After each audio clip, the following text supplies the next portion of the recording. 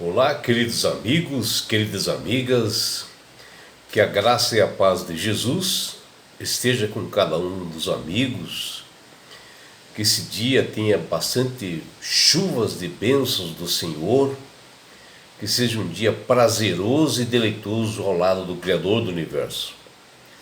Vamos estudar a lição e hoje, sábado 7 de outubro, inicia-se uma nova lição, que é a lição de número 2, que ela tem como título A Missão de Deus nos alcança, parte 2.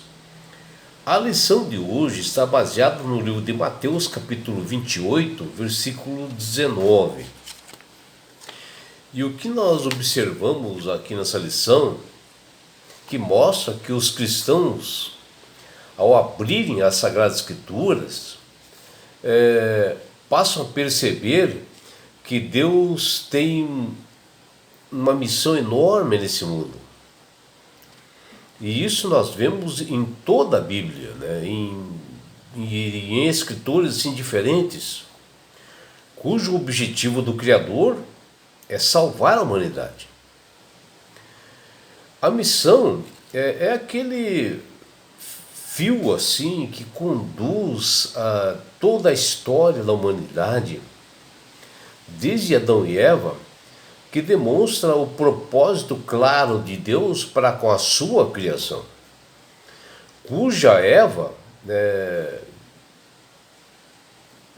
já havia realmente sentido essa missão do poderoso Criador, que ele tem sempre um objetivo de consolidar a revelação divina como um foco bem transparente, que é a restauração da imagem e semelhança do Criador nos seus filhos caídos nos dias de hoje, que Paulo fala lá em Colossenses capítulo 3, versículos 9 e 10, e também fala em 1 João capítulo 3, versículo 2. E conforme as pessoas vão alcançadas, para o reino dos céus, através, do poder de Deus, ele dá uma ordem a seus filhos que ide e fazer discípulos. E esta missão representa na sociedade de Jesus o desejo de compartilhar, com as demais pessoas. É assim que Deus dá ordem aos seus primeiros discípulos, que está no verso para memorizar da lição dessa semana, que nos diz: portanto, vão e façam discípulos de todas as nações, batizando-os em nome do Pai, do Filho e do Espírito Santo, que está lá em Mateus capítulo 28, versículo 19.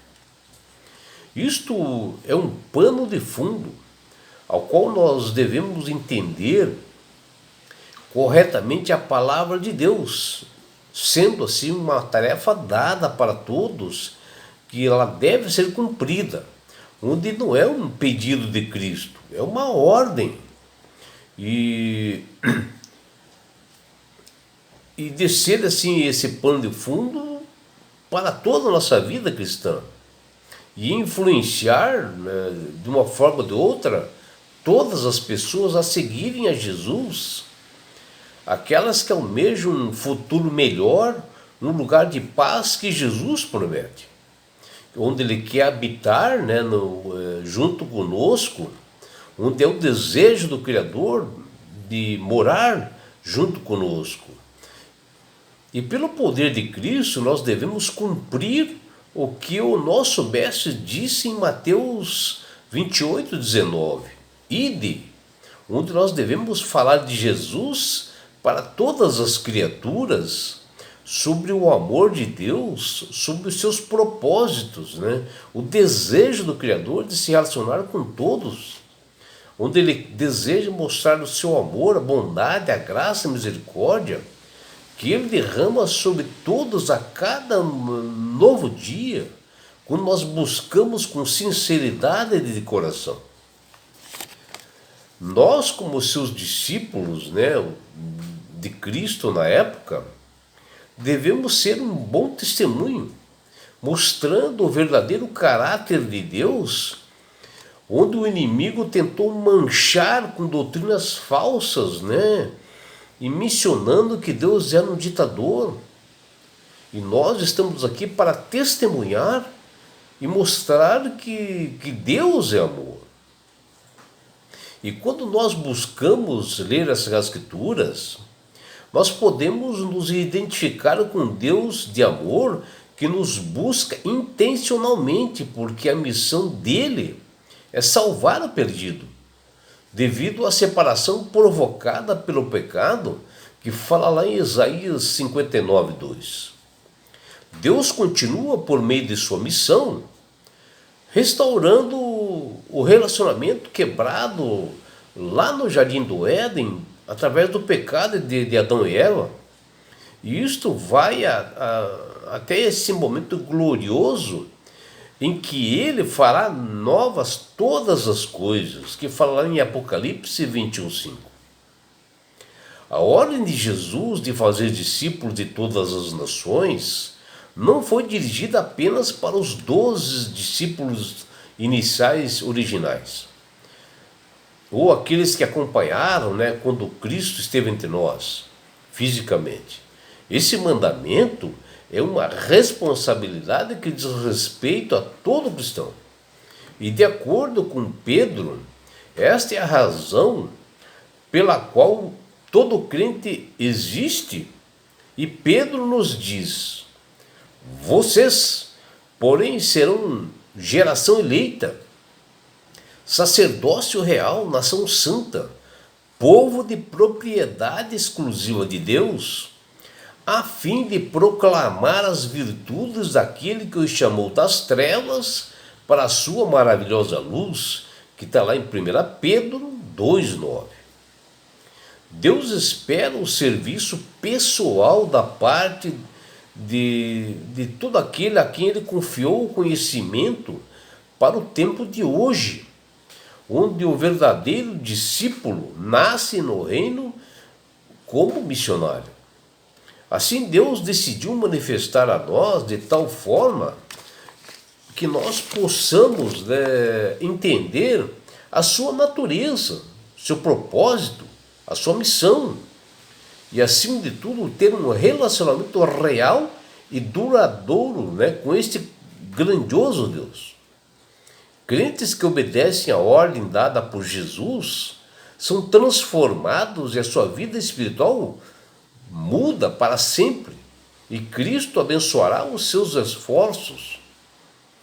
E nesta semana, nós estudaremos diariamente e bem detalhado sobre a missão de Deus e a responsabilidade que ele outorgou a cada cristão de compartilhar as boas novas, cumprir a ordem que Cristo nos deu.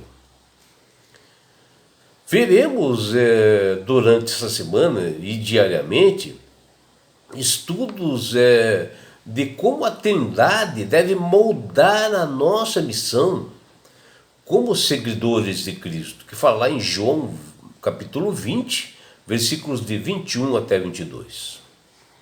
Observaremos também que nas Sagradas Escrituras existem elementos claros para um discipulado perfeito. Mas quais são estes elementos? Nós veremos durante essa semana. Está ali em Mateus capítulo 28, versículos 16 a 20. Verificaremos que os aspectos da missão de Deus nós podemos identificar perfeitamente no Evangelho eterno, apresentado pelo primeiro anjo nas 3 mensagens angélicas, que fala lá em Apocalipse 14:6, versículo 6 e versículo 7.